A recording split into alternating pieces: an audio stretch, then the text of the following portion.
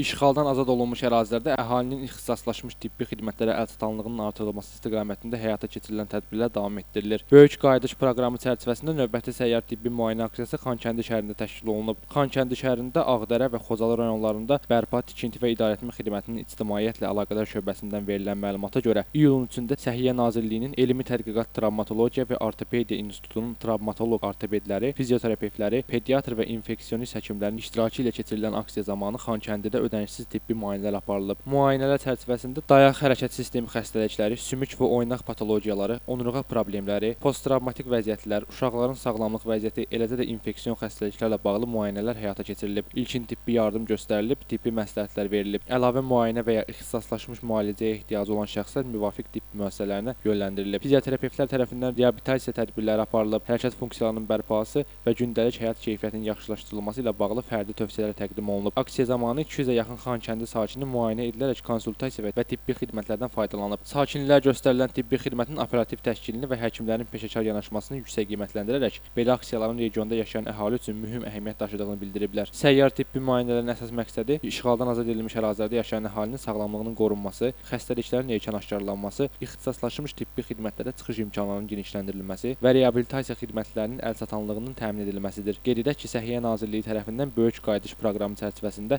işğaldan azad olunmuş ərazilərdə mütəmadi olaraq müxtəlif ixtisaslar üzrə səyyar tibbi müayinə və maarifləndirici aksiyalar təşkil edilir. Şamxal Adıgözəlov, Yusif Əliyev bu gün informasiya proqramı üçün.